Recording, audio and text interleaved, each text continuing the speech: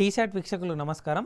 మనం ఇప్పుడు ఫిబ్రవరి 2024కు సంబంధించిన కరెంట్ అఫైర్స్ గురించి చర్చించుకుందాం. సో ఇప్పుడు ఫిబ్రవరి 2024కు సంబంధించిన కరెంట్ అఫైర్స్లో భాగంగా వార్తల వ్యక్తుల గురించి చర్చించుకుందాం. సో ఈ వార్తల వ్యక్తుల గురించి ఆల్రెడీ ఒక ఎపిసోడ్లో పార్ట్ 1గా చేసాం, ఇది పార్ట్ 2గా చెప్పుకోబోతున్నాం. సో వార్తల వ్యక్తులు, వాటికి సంబంధించిన అంశాలు, ఎందుకు వాళ్ళు వార్తల వ్యక్తులుగా ఉన్నారు, అవన్నీ కూడా ఇప్పుడు చూద్దాం. సో ఎప్పుడైనా అండి ఏ పోటీ పరీక్షకైనా ప్రిపేర్ అయ్యేటప్పుడు కరెంట్ అఫైర్స్ అనేది చాలా క్రూషియల్ రోల్ ప్లే చేస్తూ వస్తుంది.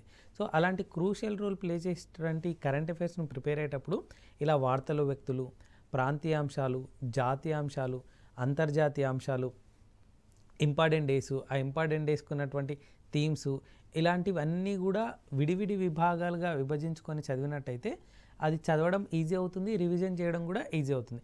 అట్ ది సేమ్ టైం వాటిని స్టాటిక్ కరెంట్ అఫైర్స్ మరియు డైనమిక్ కరెంట్ అఫైర్స్గా విడగొట్టుకొని చదివినట్టయితే సో వాటిని రివిజన్ చేయడము, గ్యాదర్ చేయడము ఈజీ అవుతుంది. ఎగ్జామ్ పాయింట్ ఆఫ్ వ్యూలో ఎక్కువ స్కోర్ చేయడానికి కూడా అవకాశం ఉంటుంది. సో ఇప్పుడు మనము ఈ ఎపిసోడ్లో భాగంగా ఫిబ్రవరి 2024కు సంబంధించిన కరెంట్ అఫైర్స్లో భాగంగా వార్తల వ్యక్తుల గురించి చర్చించుకుందాం. మొట్టమొదటి అంశం చూద్దాం, Jnanpith award. So Jnanpith award మనం లాస్ట్ ఎపిసోడ్లో భారతరత్న అవార్డుల గురించి, వాటికి సంబంధించిన అంశాల గురించి చర్చించుకున్నాం కదా. భారతరత్న అనేది భారతదేశంలోనే అత్యున్నత పౌర పురస్కారం. సో ఇక్కడ చూడండి, జ్ఞాన్పీఠ్ అవార్డ్. జ్ఞాన్పీఠ్ అవార్డ్ అనేది భారతదేశంలోనే అత్యున్నత సాహిత్య పురస్కారంగా పరిగణిస్తారు. సో ఇటీవల ఎవరికి అవార్డు ఇవ్వడం జరిగింది, సో దానికి సంబంధించిన అంశాలు, తెలుగు వాళ్ళు ఎవరైనా ఉన్నారా, వాటన్నిటిని కూడా చూద్దాం. అంటే మొట్టమొదటిసారిగా ఎవరు దాన్ని పొందారు. సో ఎప్పుడైనా అండి అవార్డు కానీ ఏదైనా అంశం, సో ఇప్పుడు సంబంధించిన అంశాలు అంటే డైనమిక్ కరెంట్ అఫైర్స్ చదవాల్సి ఉంటుంది. సో జ్ఞాన్పీఠ్ అవార్డు అంటే ఈ ఇయర్ ఎవరికి ఇచ్చారు, సో రీసెంట్గా ఇచ్చింది ఏంటి, అది డైనమిక్ కరెంట్ అఫైర్స్. దానికి సంబంధించిన అంశాలు ప్రీవియస్గా ఉంటే దాన్ని చదవడం స్టాటిక్ కరెంట్ అఫైర్స్. సో దాని రిలేటెడ్గా చదివే అంశాలన్నీ కూడా స్టాటిక్ కరెంట్ అఫైర్స్గా పరిగణిస్తారు. సో ఇలా dynamic current affairs, static current అఫైర్స్ను మర్జ్ చేసుకొని చదివినట్టయితే కరెంట్ అఫైర్స్ అన్నీ కూడా కవర్ చేసిన వాళ్ళు అవుతారు. సో జ్ఞాన్పీఠ్ అవార్డు ప్రకటించడం జరిగింది, భారతదేశపు అత్యున్నత సాహిత్య పురస్కారం. సో ఆ సాహిత్య పురస్కారంలో ఎవరెవరికి ఇవ్వడం జరిగింది చూడండి. గుల్జార్కి ఇవ్వడం జరిగింది, ఉర్దూ సంబంధించినటువంటి వ్యక్తి, అంటే ఉర్దూ భాషకు సంబంధించినటువంటి వ్యక్తి. సో ఎన్నోది ఇది అంటే 58వది. నెక్స్ట్ రామభద్రాచార్య కూడా ఇవ్వడం జరిగింది సంస్కృతంలో. దేంట్లో? సంస్కృతంలో. సో జ్ఞాన్పీఠ్ అవార్డ్ 2023 గాను ఇద్దరిని ఎంపిక చేయడం జరిగింది. ఉర్దూ భాషకు సంబంధించినటువంటి గుల్జార్, సో సంస్కృత భాషకు చెందినటువంటి రామభద్రాచార్య. సో ఈ ఇరువురికి కూడా జ్ఞాన్పీఠ్ అవార్డుని ఇవ్వడం జరిగింది ఈ ఇయర్ గాను. సో ఎన్నో జ్ఞాన్పీఠ్ అవార్డు అది అంటే 58వ జ్ఞాన్పీఠ్ అవార్డు ఇది ఈ ఇయర్ ఇవ్వడం జరిగింది. సో దానికి సంబంధించిన అంశాలు ఇందాకే చెప్పాను కదా. సో ఈ ఇయర్కి సంబంధించిన అంశము డైనమిక్ కరెంట్ అఫైర్స్లో భాగంగా చూస్తాం. సో ప్రీవియస్ డేటా కూడా చూసినట్టయితే అది స్టాటిక్ సంబంధించింది. సో 2022కు కానీ ఎవరికి వచ్చింది చూడండి, దామోదర్ మౌజో. సో కొంకణి భాషకు సంబంధించినటువంటి ఆథర్ అయిన 2022లో ఇవ్వడం జరిగింది 50వ జ్ఞాన్పీఠ్ అవార్డు. సో 56వ జ్ఞాన్పీఠ్ అవార్డు ఎవరికి ఇవ్వడం జరిగింది అంటే నీలమణి ఫుకాన్. ఎవరు? నీలమణి ఫుకాన్. ఏ భాషకు చెందినటువంటి వ్యక్తి? అస్సామీ. సో ఎన్నోది? 56వది 2021లో ఇవ్వడం జరిగింది. సో రీసెంట్గా ఇచ్చింది ఎన్నోది? 58వది ఇద్దరికి ఇవ్వడం జరిగింది. ఉర్దూ సంబంధించినటువంటి గుల్జార్, సో సంస్కృతానికి సంబంధించినటువంటి రామభద్రాచార్య. సో మొట్టమొదటిసారిగా ఈ జ్ఞాన్పీఠ్ అవార్డును ఎప్పుడు ఇచ్చారు, ఎవరికి ఇచ్చారు అంటే 1965లో ఇవ్వడం జరిగింది. మలయాళానికి సంబంధించినటువంటి రచయిత ఎవరు అంటే శంకర కురూప్. ఎవరు? శంకర్ కురూప్. జ్ఞాన్పీఠ్ అవార్డులో మొట్టమొదటిసారిగా ఎవరికి ఇవ్వడం జరిగిందంటే శంకర్ కురూప్. సో మలయాళ భాషకు చెందినటువంటి వ్యక్తి. ఎప్పుడు ఇచ్చారు దీన్ని అంటే 1965లో మొదటిసారి ఇవ్వడం జరిగింది. రీసెంట్గా ఇచ్చింది ఎన్నోసారి అంటే 58వ జ్ఞాన్పీఠ్ అవార్డు ఎవరికి ఇవ్వడం జరిగింది? గుల్జార్ మరియు రామభద్రాచార్య. మొదటిసారి ఎవరికి ఇవ్వడం జరిగింది అంటే జి శంకర కురూప్. ఏ భాషకు చెందినటువంటి వ్యక్తి అంటే మలయాళం. సో తెలుగుకు సంబంధించి ఎవరెవరికి రావడం జరిగింది అంటే ముగ్గురికి జ్ఞాన్పీఠ్ అవార్డు రావడం జరిగింది ఇప్పటివరకు. ఎవరు అంటే విశ్వనాథ్ సత్యనారాయణ మరియు సి నారాయణ మరియు రావూరి భరద్వాజ. ఈ ముగ్గురికి కూడా జ్ఞాన్పీఠ్ అవార్డు రావడం జరిగింది. సో విశ్వనాథ్ సత్యనారాయణకు మొట్టమొదటిసారిగా రావడం జరిగింది తెలుగు వాళ్ళలో. సో ఎప్పుడంటే 1970లో. ఎన్నో జ్ఞాన్పీఠ్ అవార్డు అంటే 6వది. సో తర్వాత సి నారాయణ రెడ్డికి రావడం జరిగింది. ఆయన ఎన్నోది అంటే 22వ జ్ఞాన్పీఠ్ అవార్డు ఎప్పుడు ఇవ్వడం జరిగింది అంటే 1988లో. సో రావురి భరద్వాజకు ఎప్పుడు ఇవ్వడం జరిగిందంటే 2012లో 48వ జ్ఞాన్పీఠ్ అవార్డు. సో ఎంతమందికి తెలుగు వాళ్ళకి రావడం జరిగింది ఈ జ్ఞాన్పీఠ్ అవార్డు అంటే ఇప్పటికీ 3. ఎవరెవరికి? విశ్వనాథ్ సత్యనారాయణ, సి నారాయణ రెడ్డి, రావురి భరద్వాజ. సో మొట్టమొదటి జ్ఞాన్పీఠ్ అవార్డు ఎవరికి ఇవ్వడం జరిగింది అంటే శంకర్ కురూప్, ఎప్పుడు 1965లో మొదటిది. సో రీసెంట్గా ఇచ్చింది ఎన్నోది 58వ జ్ఞాన్పీఠ్ అవార్డు ఎవరికి ఇచ్చారు? గుల్జార్ మరియు రామభద్రాచార్య. సో జ్ఞాన్పీఠ్ అవార్డు అనేది భారతదేశంలోనే అత్యున్నత సాహిత్య పురస్కారం. ఇది అత్యున్నత సాహిత్య పురస్కారం. నెక్స్ట్ అంశం చూడండి, player of the month. So player of the month అనేది ఎవ్రీ మంత్ ప్రకటిస్తున్నది ఐసీసీ ద్వారా, సో ఇంటర్నేషనల్ క్రికెట్ కౌన్సిల్ ద్వారా. సో ఇంటర్నేషనల్ క్రికెట్ కౌన్సిల్ ద్వారా ప్రకటించినటువంటి ప్లేయర్ ఆఫ్ ది మంత్ జనవరి. సో జనవరికి సంబంధించిన దాన్ని ఫిబ్రవరి సంబంధించిన దాన్ని మార్చిలో ప్రకటించడం జరుగుతుంది. So player of the month జనవరికి సంబంధించిన ఇద్దరిని ఎంపిక చేయడం జరిగింది. ఎవరు వాళ్ళు అంటే వెస్టిండీస్కి సంబంధించినటువంటి ఫేసర్ షమర్ జోసెఫ్, సో పురుషుల విభాగంలో, మరియు ఐర్లాండ్కి సంబంధించినటువంటి యువ బ్యాటర్ అయినటువంటి అమీ హంటర్, సో మహిళల విభాగంలో. ఈ ఇద్దరిని కూడా ప్లేయర్ ఆఫ్ ది మంత్ జనవరిగా ఎంపిక కావడం జరిగింది. సో ఎవరు? ఐసీసీ వాళ్ళు దీన్ని ఎంపిక చేస్తారు, ఇంటర్నేషనల్ క్రికెట్ కౌన్సిల్. సో ఐసీసీకి సంబంధించిన అంశం కాబట్టి ఐసీసీ యొక్క ప్రధాన కార్యాలయం ఎక్కడుంది అంటే దుబాయ్లో. ఎక్కడ? దుబాయ్లో. ఎప్పుడు ఏర్పాటు చేశారు దీన్ని? 1909లో. ఎక్కడ? 1909లో ఏర్పాటు చేశారు. ఎక్కడ దీని యొక్క ప్రధాన కార్యాలయం ఉంది ఐసీసీ అంటే? దుబాయ్లో. ఐసీసీ యొక్క సీఈఓ ఎవరంటే జెఫ్ అలడైస్. ఎవరు? Geoff Allardice. ఐసీసీ యొక్క చైర్మన్ ఎవరంటే గ్రెగ్ బార్క్లే. ఎవరు? Greg Barclay. So player of the month జనవరిగా ఎన్నిక కాబడ్డటువంటి వ్యక్తులు ఎవరు అంటే షమర్ జోసెఫ్. ఎవరు? షమర్ జోసెఫ్ వెస్టిండీస్కి సంబంధించినటువంటి మెన్స్ క్రికెటర్. నెక్స్ట్ ఐర్లాండ్కి సంబంధించినటువంటి ఉమెన్ క్రికెటర్ ఎవరు అంటే అమీ హంటర్. ఎవరు? అమీ హంటర్. నెక్స్ట్ అంశం చూడండి, Ranjit Kumar Agarwal. Ranjit Kumar Agarwal ICAI. So ICAI అంటే ఏంటంటే institute of chartered accountants of India. So ఈ సంస్థకు సంబంధించిన అధ్యక్షుడిగా నియామకం పొందినటువంటి వ్యక్తి ఎవరంటే రంజిత్ కుమార్ అగర్వాల్. సో చరణ్జోత్ సింగ్ నందా. సో ఈయన ఐసీఏఐకి ఉపాధ్యక్షుడిగా నియామకం పొందినటువంటి వ్యక్తి. So institute of chartered accountants of India యొక్క అధ్యక్షుడిగా నియామకం పొందినటువంటి వ్యక్తి ఎవరు అని అడగచ్చు. ఎవరంటే రంజిత్ కుమార్ అగర్వాల్. సో సీఏకి సంబంధించిన అంశం కాబట్టి సీఏ డే ఎప్పుడు జరుపుకుంటాం? జూలై 1న. డాక్టర్స్ డే ఎప్పుడు జరుపుకుంటాం? జూలై 1న. సో రంజిత్ కుమార్ అగర్వాల్ ఏ సంస్థకు అధ్యక్షుడిగా ఎన్నికబడ్డారంటే ఐసీఏఐ. ఐసీఏఐ అంటే institute of chartered accountants of India. Next అంశం చూడండి, ఎన్పిసిఐ. ఎన్పిసిఐ అంటే national payments corporation of India. So national payments corporation of India యొక్క నాన్ ఎగ్జిక్యూటివ్ చైర్మన్ మరియు ఇండిపెండెంట్ డైరెక్టర్గా నియామకం పొందినటువంటి వ్యక్తి ఎవరంటే అజయ్ కుమార్ చౌదరి. ఎవరు? అజయ్ కుమార్ చౌదరి. నెక్స్ట్ క్రికెట్కి సంబంధించిన అంశం ఇందాకే ఒకటి చూసాం కదా, ప్లేయర్ ఆఫ్ ద మంత్కి సంబంధించి.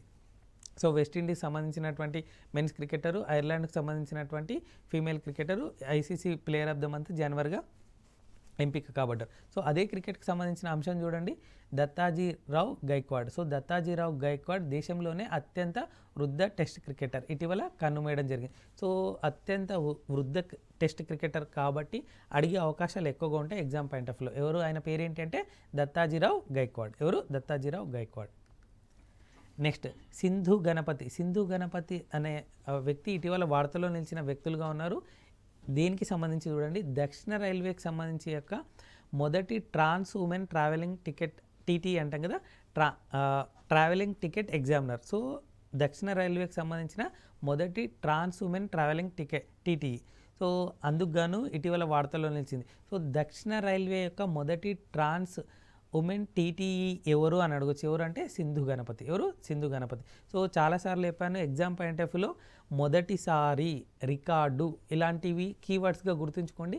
ఎగ్జామ్ పాయింట్ ఆఫ్ వ్యూలో అడిగే అవకాశాలు ఎక్కువగా ఉంటాయి. సో దక్షిణ రైల్వే యొక్క మొదటి ట్రాన్స్ ఉమెన్ టీటీఈ ఎవరు అంటే సింధు గణపతి. నెక్స్ట్ అంశం Sebastian Pinera. So Sebastian Pinera ఇటీవల కన్నుమూయడం జరిగింది. ఏ దేశానికి చెందినటువంటి వ్యక్తి ఏంటి అంటే చిలీకి సంబంధించినటువంటి అధ్యక్షుడిగా పనిచేసినటువంటి వ్యక్తి. సో ఇటీవల కన్నుమూసినటువంటి చిలీ మాజీ అధ్యక్షుడు ఎవరు అని అడగచ్చు. ఎవరంటే సెబాస్టియన్ పినెరా. నెక్స్ట్ చాలా ఇంపార్టెంట్ బిట్ అండి, యునైటెడ్ కింగ్డమ్ యూకే రాజు అయినటువంటి చార్లెస్ III నుండి గౌరవ నైట్హుడ్ అందుకున్నటువంటి మొదటి భారతీయ పౌరుడు ఎవరంటే సునీల్ భారతి మిట్టెల్. సో ఆయన భారతీయ ఎంటర్ప్రైజెస్ వ్యవస్థాపకుడు మరియు చైర్మన్. సో ఇటీవల యూకే రాజు చార్లెస్ III నుండి గౌరవ నైట్హుడ్ అందుకున్నటువంటి మొదటి భారతీయ పౌరుడు ఎవరు అంటే సునీల్ భారతి మిట్టల్. సో రాజు III నుండి అంటే యూకే కింగ్డమ్ రాజు III నుండి మొదటి భారతీయ పౌరుడు ఎవరు, నైట్హుడ్ అందుకున్నటువంటి వ్యక్తి ఎవరు అని అడగచ్చు. ఎవరంటే సునీల్ భారతి మిట్టల్. సో భారతీయ ఎంటర్ప్రైజెస్ ఉంటుందిగా, దానికి సంబంధించినటువంటి వ్యవస్థాపకుడు మరియు చైర్మన్.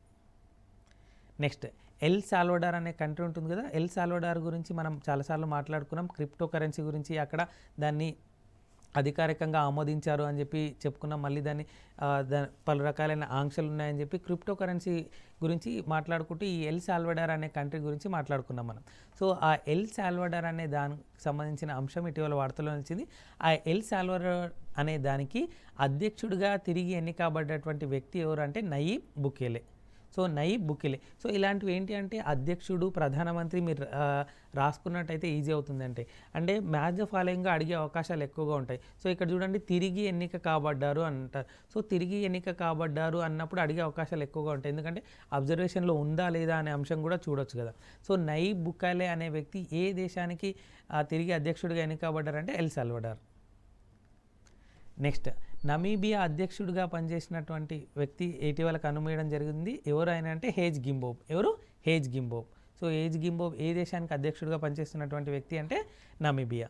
సో ఇందాకే నమీబియా క్రికెటర్ గురించి కూడా మాట్లాడుకున్నాం. అత్యంత వేగవంతమైనటువంటి టీ20 సెంచరీ చేసినటువంటి వ్యక్తిగా కూడా చెప్పుకున్నాం ఒక వ్యక్తి గురించి. సో హేజ్ గింబోబ్ ఏ దేశానికి చెందినటువంటి అధ్యక్షుడు? నమీబియా. సో ఇటీవల కన్నుమూయడం జరిగింది. నెక్స్ట్ అనిల్ కుమార్ లాహోటీ. సో అనిల్ కుమార్ లాహోటీ ఇంతకుముందు ఏ సంస్థకు చైర్మన్గా ఉన్నారంటే రైల్వే బోర్డ్ చైర్మన్గా ఉన్నటువంటి వ్యక్తి. సో ప్రస్తుతం రైల్వే బోర్డ్ చైర్మన్గా ఉన్నటువంటి వ్యక్తి ఎవరు? జయవర్మ సిన్హా. సో ఆమె మొట్టమొదటి భారతీయ మహిళ రైల్వే బోర్డు సంబంధించినటువంటి చైర్పర్సన్గా నియమించబడ్డటువంటి వ్యక్తి, హెడ్గా ఉన్నటువంటి వ్యక్తి. సో అనిల్ కుమార్ లాహోటీ అంతకుముందు రైల్వే బోర్డు చైర్మన్గా ఉన్నారు. ప్రస్తుతం ఎందుకు వార్తల్లో నిలిచారంటే telecom regulator authority of India ఉంటుందిగా, ట్రాయ్. అంటే టెలికాం సంబంధించిన అంశాలు, వాటికి సంబంధించిన ఏవైనా సరే రూల్స్ అండ్ రెగ్యులేషన్స్ అన్నీ కూడా ట్రాయ్ చూసుకుంటుంది. సో ఆ ట్రాయ్కి చైర్మన్గా నియమించబడ్డటువంటి వ్యక్తి ఎవరంటే అనిల్ కుమార్ లాహోటీ. ఎవరు? అనిల్ కుమార్ లాహోటీ. నెక్స్ట్ యెమెన్ దేశానికి కొత్త ప్రధానిగా ఎన్నికబడ్డటువంటి వ్యక్తి పేరేంటారంటే ఏం పేరంటే అహ్మద్ అవద్ బిన్ ముబారక్. ఎవరు? Ahmed Awad bin Mubarak. Next so cricket సంబంధించిన అంశం ఇంకొకటి చూడండి, జైషా ఇటీవల వార్తల్లో నిలిచిన వ్యక్తులుగా ఉన్నటువంటి వ్యక్తి. ఎందుకంటే సో ఈయన ఇప్పుడు ప్రస్తుతం ఏ పదవిలో ఉన్నారంటే భారత క్రికెట్ నియంత్రణ మండలి ఉంటుందిగా, బీసీసీఐ. ఆ బీసీసీఐ యొక్క కార్యదర్శిగా ఉన్నటువంటి వ్యక్తి. సో ఎందుకు ఇటీవల వార్తల్లో నిలిచారంటే ఆసియా క్రికెట్ కౌన్సిల్ ఏసీసీ ఉంటుందిగా, అధ్యక్షుడిగా, దానికి సంబంధించి అధ్యక్షుడిగా వరుసగా 3వసారి ఏకగ్రీవంగా ఎన్నుకోబడ్డారు జైషా. సో ఇటీవల కాలంలో ఆసియా క్రికెట్ కౌన్సిల్ అధ్యక్షుడిగా వరుసగా 3వసారి ఏకగ్రీవంగా ఎన్నిక కాబడ్డటువంటి వ్యక్తి ఎవరు అని అడగచ్చు. ఎవరంటే జైషా. ఎవరు? Jay Shah. Next super 30 founder. So super 30 founder. Super 30 అంటే ఐటీకి సంబంధించిన ఎగ్జామ్స్ పిల్లల్ని తయారు చేయడం, స్టూడెంట్స్ని తయారు చేయడం, వాళ్ళు క్రాక్ చేసేలాగా చూడడం సంబంధించి చాలా రకాలైనటువంటి స్ఫూర్తివంతమైనటువంటి కథనాలు అవన్నీ రావడం జరిగింది ఆనంద్ కుమార్ పైన. ఈయన పైన సినిమా రావడం కూడా జరిగింది. ఆనంద్ కుమార్ పైన హృతిక్ రోషన్ దాంట్లో హీరోగా యాక్ట్ చేశారు. సో అలాంటి సూపర్ 30 ఫౌండర్ ఆనంద్ కుమార్కి సంబంధించిన అంశం ఇటీవల వార్తల్లో నిలిచింది. వార్తల్లో వ్యక్తులుగా ఉన్నారు, ఎందుకంటే యుఏఈకి సంబంధించినటువంటి గోల్డెన్ వీసా పొందినటువంటి వ్యక్తిగా ఆనంద్ కుమార్ ఇటీవల వార్తల్లో నిలిచారు. సో యుఏఈ గోల్డెన్ వీసా పొందినటువంటి ఎడ్యుకేషనర్ ఎవరు అని అడగొచ్చు. సో ఎడ్యుకేషన్ ఫీల్డ్కి సంబంధించిన వ్యక్తి ఎవరు ఇటీవల అని అడగొచ్చు. ఎవరంటే సూపర్ 30 ఫౌండర్ అయినటువంటి Anand Kumar. Next Indian army తొలి మహిళా సుబేదార్గా నియామకం పొందినటువంటి వ్యక్తి ఎవరు అంటే ప్రీతి రజాక్. సో చాలా ఇంపార్టెంట్ బిట్ అండి. ఎప్పుడైనా ఎగ్జామ్ పాయింట్ ఆఫ్ వ్యూలో తొలి, రికార్డు అనే క్వశ్చన్స్ పైన ఎక్కువగా కాన్సన్ట్రేషన్ చేయండి. అడిగే అవకాశాలు ఎక్కువగా ఉంటాయి, ఇస్తారని కాదు, అడిగే అవకాశాలు ఎక్కువగా ఉంటాయి అలాంటి క్వశ్చన్స్.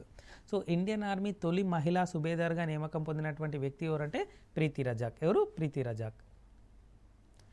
నెక్స్ట్ అంశం మోదీ ఎంటర్ప్రైజెస్ గౌరవ చైర్పర్సన్గా ఉన్నటువంటి వ్యక్తి బీనా మోదీ. సో బీనా మోదీ ఇటీవల వార్తల్లో నిలిచిన వ్యక్తులుగా ఉన్నారు. ఎందుకంటే ప్రతిష్టాత్మకమైనటువంటి outstanding business woman of the year award గ్రహీత నిలిచినందుకు గాను. సో ఈ అవార్డుని ఎవరి చేతి మీదుగా ఇవ్వడం జరిగింది అంటే IACC అంటే Indo American chamber of commerce వాళ్ళు నిర్వహించిన సదస్సులో భారతదేశ రక్షణ శాఖ మంత్రి అయినటువంటి రాజ్నాథ్ సింగ్ చేతుల మీదుగా ఈ అవార్డును తీసుకోవడం జరిగింది బీనా మోదీ.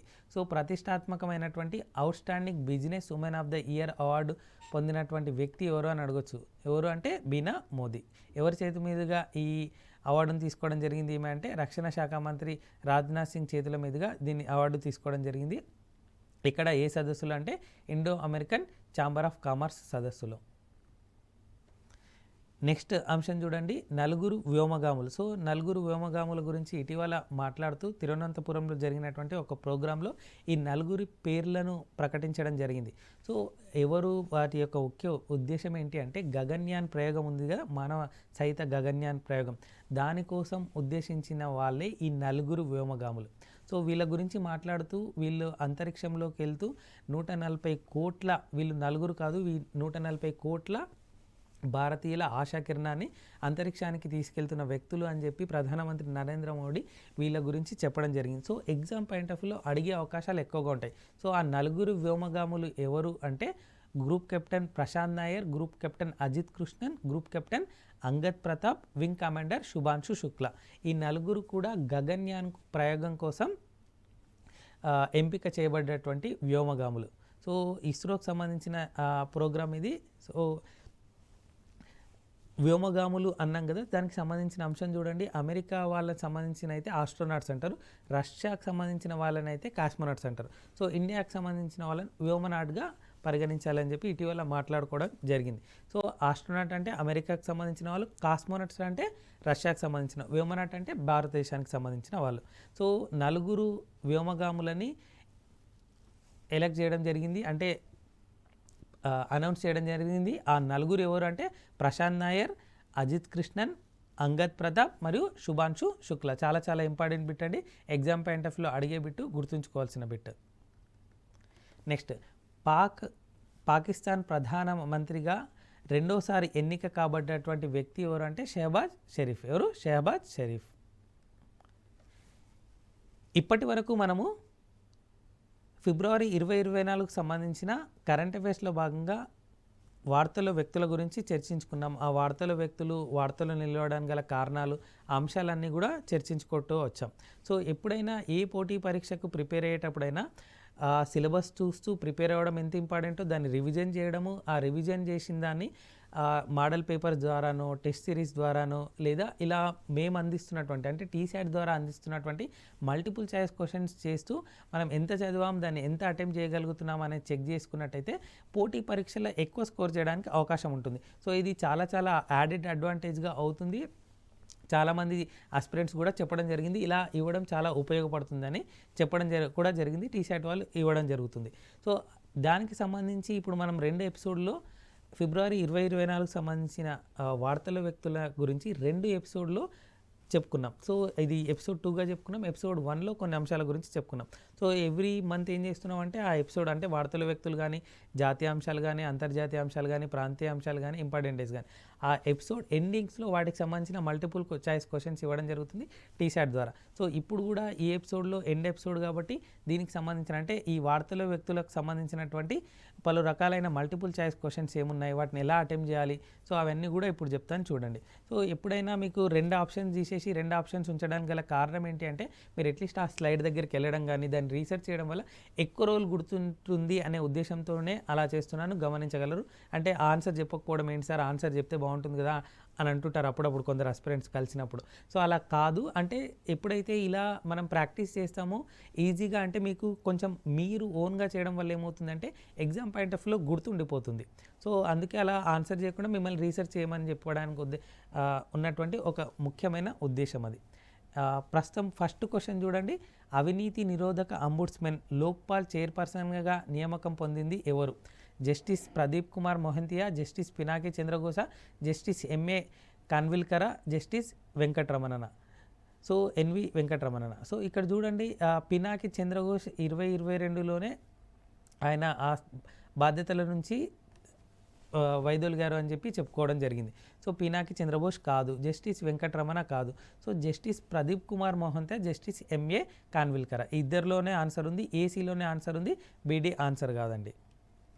నెక్స్ట్ జ్ఞాన్పీఠ్ అవార్డు 58వది. సో 2023 గ్రహీత ఎవరు? గుల్జార్ ఉర్దూకు సంబంధించినటువంటి వ్యక్తి, రామభద్రాచార్య సంస్కృతానికి సంబంధించిన వ్యక్తి. ఆప్షన్ సి ఎవరు కాదు, ఆప్షన్ డి ఏ మరియు బి. సో ఏ మరియు బి ఆన్సర్ అండి. గుల్జార్ మరియు రామభద్రాచార్యకు ఈ జ్ఞాన్పీఠ్ అవార్డును ప్రకటించడం జరిగింది ఇటీవల.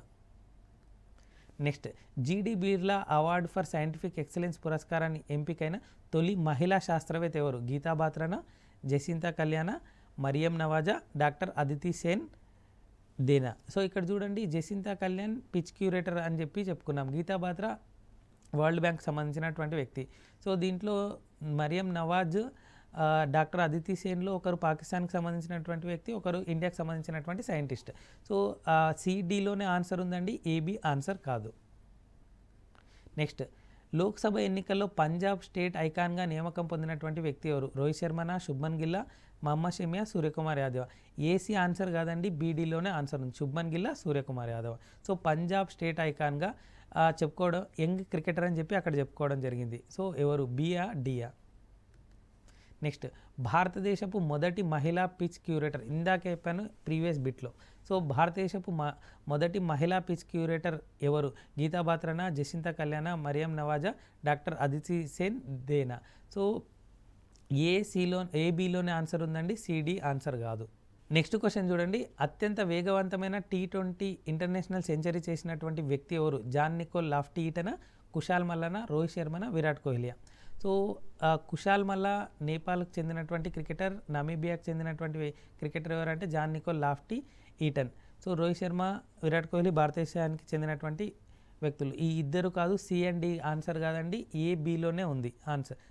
సో ఒకరు నమీబియా క్రికెటర్, ఒకరు నేపాల్ క్రికెటర్. సో చాలా ఇంపార్టెంట్ బిట్ అని చెప్పి చెప్పడం జరిగింది వార్తల్లో వ్యక్తుల అంశాలుగా. సిడి ఆన్సర్ కాదు, ఏబిలోనే ఆన్సర్ ఉంది. నెక్స్ట్ క్వశ్చన్ చూడండి, పంజాబ్ ప్రావిన్స్కు మొదటి మహిళా ముఖ్యమంత్రి ఎవరు? గీతా బాత్రానా, జసింతా కళ్యాణ, మరియం నవాజా, డాక్టర్ అదితి సేన్ దేనా. సో ఏసీలోనే ఆన్సర్ ఉందండి, బీడీ ఆన్సర్ కాదు. జసింతా కళ్యాణ్ కాదు, డాక్టర్ అదితి సేందే కాదు. గీతా బాత్రానా, మరియం నవాజా. నవాజ్ షరీఫ్ కూతురు అని కూడా చెప్పుకోవడం జరిగింది ఈమెను. పంజాబ్ ప్రావిన్స్కు మొదటి మహిళా ముఖ్యమంత్రిగా ఎన్నికబడ్డటువంటి వ్యక్తి ఎవరు అని. నెక్స్ట్ క్వశ్చన్ చూడండి, భారతరత్న 2024 ఎవరు పొందారు? సో ఏ ఆప్షన్ వచ్చేసి Lal Krishna Advani, Karpoori Thakur, Chaudhary Charan Singh, PV Narasimha Rao, MS Swaminathan. So ఈ ఐదుగురికి భారతరత్న రావడం జరిగింది. సో భారతరత్న గురించి మాట్లాడుకుంటూ, సో భారతరత్న ఈ 5 మందికి ఇవ్వడం జరిగింది. మొదటిసారి ఎంతమందికి ఇచ్చారో 3కి ఇవ్వడం జరిగింది, సర్వేపల్లి రాధాకృష్ణన్, రాజగోపాలాచారి, సివి రామన్. సో ఈ 3కి ఇవ్వడం జరిగింది. సో 2 విదేశీయులకు ఇవ్వడం జరిగింది, ఖాన్ అబ్దుల్ గఫార్ ఖాన్ మరియు నెల్సన్ మండేలాకు. సో రీసెంట్గా 5 మందికి ఇవ్వడం జరిగింది. సో ఇలా అవన్నీ కూడా మాట్లాడుకున్నాం భారతరత్నకు సంబంధించినటువంటి అంశాల్లో భాగంగా. ఎప్పుడైనా ఏదైనా అంశం మాట్లాడుకున్నప్పుడు దానికి సంబంధించిన స్టాటిక్ కూడా మనము కలెక్ట్ చేసినట్టయితే, డేటా కలెక్ట్ చేసినట్టయితే ఎగ్జామ్ పాయింట్ ఆఫ్ వ్యూలో ఎక్కువ స్కోర్ చేయడానికి అవకాశం ఉంటుంది. సో ఈ పర్టికులర్ క్వశ్చన్ చూడండి, భారతరత్న 2024 ఎవరు పొందారు? So Lal Krishna Advani, Karpoori Thakur, Chaudhary Charan Singh, PV Narasimha Rao, MS Swaminathan. పై అందరూ పొందారు కాబట్టి ఆప్షన్ ఎఫ్ అనేది correct answer. So exam point of వ్యూలో ఇలా ఇచ్చి వాళ్ళకి సంబంధించిన అంశం ఇవ్వడం కానీ, సో కర్పూరి ఠాకూర్ వచ్చేసి బీహార్ ముఖ్యమంత్రిగా పనిచేశారని చెప్పాను, చౌదరి చరణ్ సింగ్ వచ్చి ప్రధానమంత్రిగా పనిచేశారు, 5వ ప్రధానమంత్రిగా, పివి నరసింహారావు ప్రధానమంత్రిగా పనిచేశారు 1991 to 96, 9th ప్రధానమంత్రిగా, ఎంఎస్ స్వామినాథన్ వచ్చేసి శాస్త్రవేత్త. సో ఏ రంగాలు ఇస్తారు ఏంటి, 2011లో దాన్ని మార్చడము, విశేషమైన కృషి చేసిన వారికి ఇవ్వచ్చు అని చెప్పి ఒక యాడ్ చేయడము అనేది చెప్పడం జరిగింది. అంతకుముందు arts, literature, science, social, public service అనే వాటిలో విశేషమైన కృషి చేసిన వారికి ఇవ్వడం జరుగుతుంది 1954 నుండి. సో 2011లో కొంచెం మార్చి దాన్ని ఏం చేశారంటే మానవ మనుగడకు కృషి చేసినటువంటి వ్యక్తులందరికీ ఇవ్వచ్చు, ఏ రంగంలోని వారికైనా అని చెప్పి యాడ్ చేయడం జరిగింది. సో అలా కొన్ని అంటే మనం ఏదైనా ఆన్సర్ రాసేటప్పుడు లేదా ఎస్సే రాసేటప్పుడు ఇలాంటివన్నీ ఇంపార్టెంట్ అండి. అంటే క్రిటికల్గా ఎనలైజ్ చేయడం కానీ, కొన్ని విమర్శలు కూడా ఉంటాయి. వాళ్ళకి ఇవ్వడం ఏంటి, వీళ్ళకి ఇవ్వడం ఏంటి. సో ఎస్సే టైప్ రాసినప్పుడు అలాంటివన్నీ కూడా మనం బేరీజు వేసుకొని రాయొచ్చు అనమాట. అంటే దాని రూల్స్ అండ్ రెగ్యులేషన్స్ ఏంటి, ఎవరికి ఇవ్వచ్చు, ఎవరికి ఇచ్చారు, సో ఇలాంటివన్నీ కూడా అబ్జర్వ్ చేసినప్పుడు మనము ఎగ్జామ్ పాయింట్ ఆఫ్ వ్యూ అంటే మెయిన్స్ కానీ ఏదైనా డిస్క్రిప్టివ్ కానీ ఎస్సే రాసినప్పుడు ఈజీగా రాయడానికి అవకాశం ఉంటుంది. సో ఇక్కడ చూడండి ఆప్షన్ ఎఫ్ అనేది దీని యొక్క ఆన్సర్. ఇప్పటి వరకు మనము ఫిబ్రవరి 2024కు సంబంధించిన కరెంట్ అఫైర్స్లో భాగంగా వార్తల వ్యక్తుల గురించి చర్చించుకున్నాం. ఈ వార్తల వ్యక్తుల గురించి ఎపిసోడ్ 1 and 2గా 2 ఎపిసోడ్లుగా చెప్పాం. ఎపిసోడ్ 2లో వార్తల వ్యక్తుల గురించి మరియు ఈ 2 ఎపిసోడ్లకు సంబంధించిన మల్టిపుల్ చాయిస్ క్వశ్చన్ చేయడము, వాటిని ఎలా ఎలిమినేట్ చేయడము అవన్నీ కూడా చూసాం. ఎప్పుడైనా పోటీ పరీక్షలకు ప్రిపేర్ అయ్యేటప్పుడు అండి మళ్ళీ చెప్తున్నాను. సో పోటీ పరీక్షలకు ప్రిపేర్ అయ్యేటప్పుడు ఏ ఎగ్జామ్కి చదువుతున్నాం, అది గ్రూప్సా, ఆర్ఆర్బీయా, సివిల్సా, లేకపోతే ఎస్ఎస్సియా, ఇవన్నీ మరియు రైల్వే రిక్రూట్మెంట్ బోర్డా, సో ఐబీపీఎస్ఆ, ఇవన్నీ చూసుకోవాలి. దాని సిలబస్ చూడాలి, దానికి సంబంధించిన ప్రీవియస్ క్వశ్చన్ చూసి సిలబస్తో పాటుగా ప్రిపేర్ అయినట్టయితే వాటిని ప్రిపేర్ అవుతూ రివిజన్ చేస్తూ ఇలా multiple choice question, model papers, test series రాసినట్టయితే ఎక్కువ స్కోర్ చేసే అవకాశం ఉంటుంది. ఏ కాంపిటేటివ్ ఎగ్జామ్స్లో అయినా సక్సెస్ అయ్యే అవకాశాలు మెరుగవుతూ వస్తుంటాయి. సో ఇలా ప్రతి అంశాన్ని అంటే అది ఏదైనా సరే, కరెంట్ అఫైర్స్ అయినా సరే, ఏదైనా సరే, సో రివిజన్ చేస్తూ చదవడము, మల్టిపుల్ చాయిస్ క్వశ్చన్ చేస్తూ చదవడం వల్ల ఏమవుతుందంటే ఎగ్జామ్ పాయింట్ ఆఫ్ లో ఉపయోగపడుతుంది. సో కరెంట్ అఫైర్స్ అనే దాన్ని ప్రాంతీయ అంశాలు, జాతీయ అంశాలు, అంతర్జాతీయ అంశాలు, వార్తల వ్యక్తులు, ఇంపార్టెంట్ డేస్ యొక్క థీమ్స్ అవన్నీ కూడా చూసుకోవాలి. వాటితో పాటుగా స్టాటిక్ కరెంట్ అఫైర్స్ను లింక్ చేస్తూ డైనమిక్ కరెంట్ అఫైర్స్ చదివినట్టయితే ఎగ్జామ్ పాయింట్ ఆఫ్ లో ఎక్కువ స్కోర్ చేయడానికి అవకాశం ఉంటుంది. సో ఇప్పటి వరకు మనము ఫిబ్రవరి 2024కు సంబంధించిన కరెంట్ అఫైర్స్లో భాగంగా పలు అంశాల గురించి చర్చించుకున్నాం కదా. ఇంకొన్ని అంశాలతో మేము ముందుంటాము. టీశాట్ వీక్షిస్తున్నటువంటి పోటీ పరీక్షల అభ్యర్థులందరికీ టీశాట్ తరపున ఆల్ ద బెస్ట్ తెలుపుతూ ధన్యవాదాలు.